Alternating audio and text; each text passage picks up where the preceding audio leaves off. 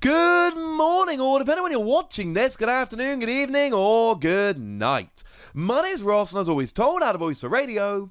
So today, I want to talk about the Pokemon trading card game over in Japan, and I want to talk about quite how gosh darn awesome it's doing, because ladies and gentlemen, it is doing very, very well indeed. The lovely Primal Lugia got in touch with me a couple of days ago and went, hey Ross, do you have time to discuss some financial stuff? And I went, yes, always. Plus, you know how often I shout out Primal Lugia on this channel. You know how much that lovely dude helps us out. Only fair I can help out when I can. And I do know business, like I've said. I taught it professionally for over a decade, about a decade and a half. Now, obviously, we're talking about Japanese information. Obviously, some translating has needed to be done. And I probably don't need to tell you at this stage that the translating that needed to be done has gone and been done by, yes, a lovely Antoine Boulet. You probably could have guessed that, to be honest with you. So what do we know? Well, we've got this sell sheet that was given out to retailers, give them information, try and sell them products, etc. Also, you'll notice there's a really cool picture here, which shows all the stuff we've been talking about lately. So we've got Sword and Shield 7, Blue Sky Stream, and Skyscraping Perfect. And then you've got the other sets we know are coming, Matchless Fighters, Eevee Heroes. We've got the Sword and Shield 6 sets, Jet Black Poltergeist and Silver Lance. We've got those V-Union sets I told you about the other day. And of course, right at the top, we've got Ichigeki and Rengeki. For those that don't know, that is Single Strike and Rapid Strike. And the little timeline basically shows, hey, look, we know that Single Strike and Rapid Strike are actually carrying on.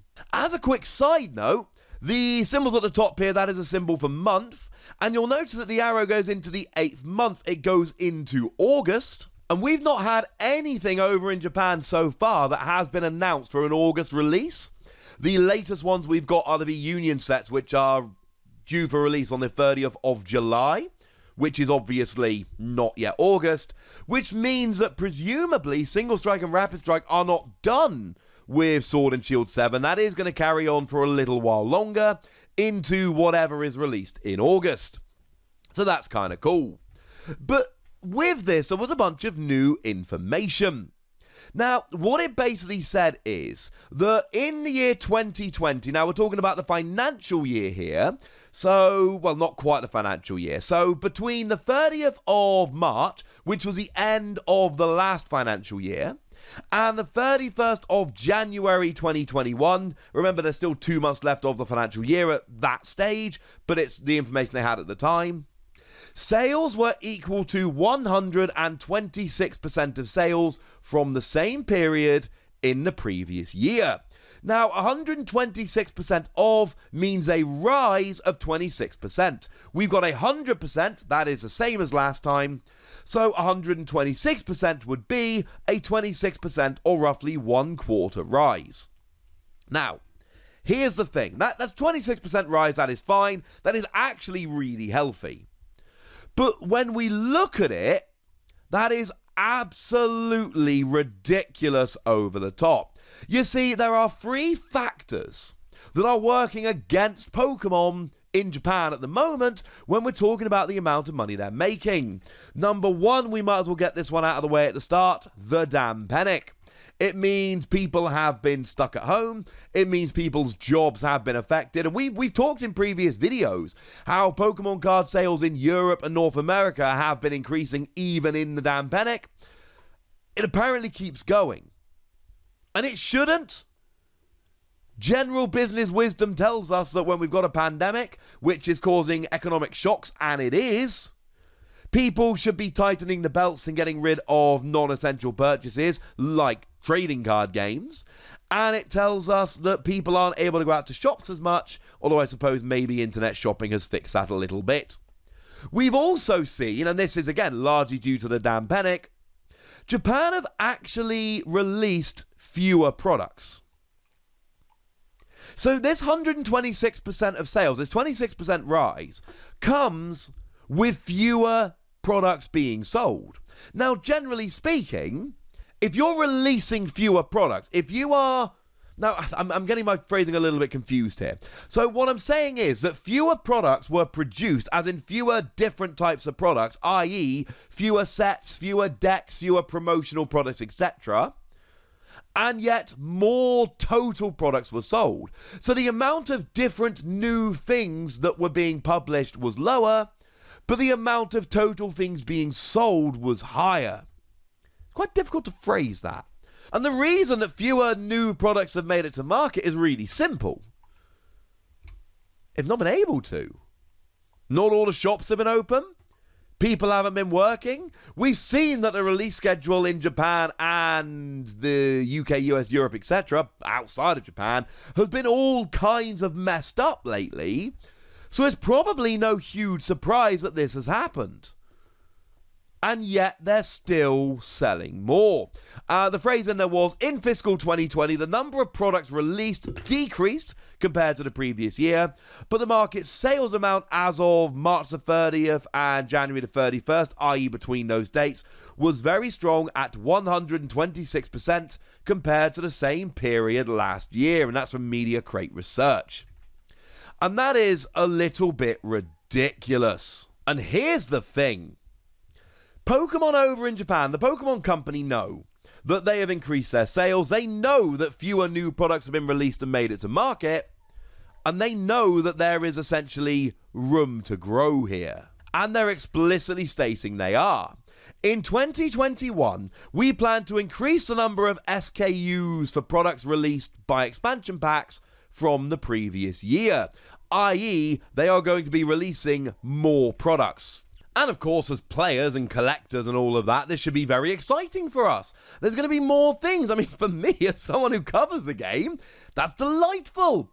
It means there are going to be more products for me to talk about, more videos to make about more exciting things. Not quite so good for my wallet, because I have a tendency to pre-order too many things from Japan. I've already ordered a couple boxes of that special Eevee Hero set that comes with...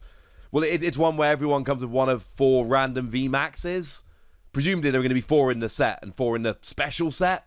And so, yeah, I've already got 2 of the special set things coming. I don't know, I just like this stuff too much. But that means that when we're sitting around talking about this next year, one would imagine that they're going to have made even more strides since. And they do give a few examples. This summer, we are planning to release a powerful 2 SKU expansion pack and a family Pokemon card game, which is a strategic product for new acquisition. So this is the family product we talked about the other day with the Cinderace, Pikachu, and Tyranitar V, the new ones. Well, we presume they're new, they really have to be. I did that video, I'll link it in the description. So that's going to be a new one, and to be fair, when they did it before with GX, that sold really well. And the 2 SKU expansion pack in the summer, I'm assuming that is referring to the July release of Blue Sky Stream and Skyscaping Perfect. It might not be, there might be another one coming, but that's July, that's basically summer. That sounds about right. And of course, that is specifically mentioned in this little sell sheet. I should mention the family pack is also shown on the sell sheet as well. So it seems like they are referring to what's on here rather than necessarily announcing new products. But bearing in mind, if they're talking about this and they're talking about how they're specifically going to release more, it does make sense. You'll notice, of course, that, you know, Sword and Shield 7, that is a double set. And they are doing more double sets at the moment, it seems like. Sword and Shield 5, 6, and 7 have all been double sets in Japan. Double sets, more cards. Seems like that's something they're going to keep doing moving forward. That is a little bit of conjecture on my side. I haven't actually said that, but more SKUs coming out. Does make sense. There will be more double sets. Incidentally, it is only the main sets that are going to be double sets. So your mini sets like your Eevee Heroes are never going to be double sets. They don't do double sets of the mini. But the main set, yeah.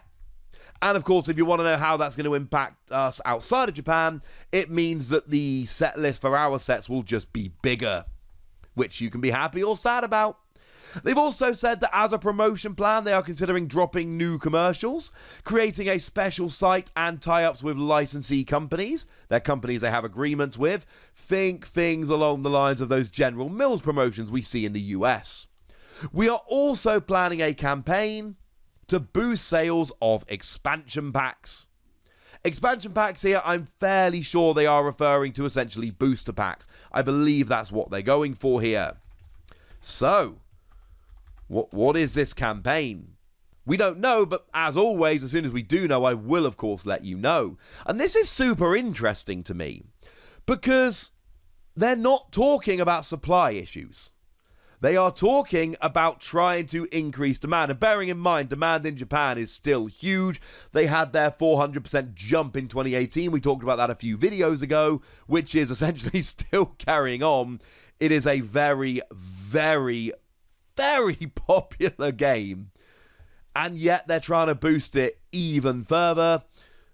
Things are looking very exciting. I mean, the too long didn't read version of this video is Pokemon is somehow increasing in Japan, even though they've had to delay a bunch of products and they've released fewer products. And the Pokemon Company is going out of their way to try and do a bunch of exciting stuff to try and push the game a little bit further. This sounds wonderful and awesome and brilliant and fun, and I am in, ladies and gentlemen. I am in. But I want to know what you think.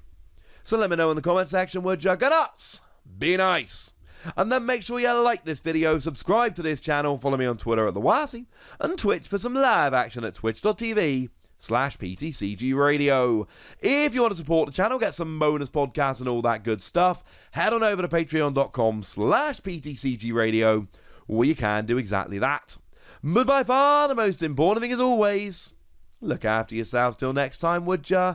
Thank you very much for watching. My name's Ross, and you've been watching PTCG Radio.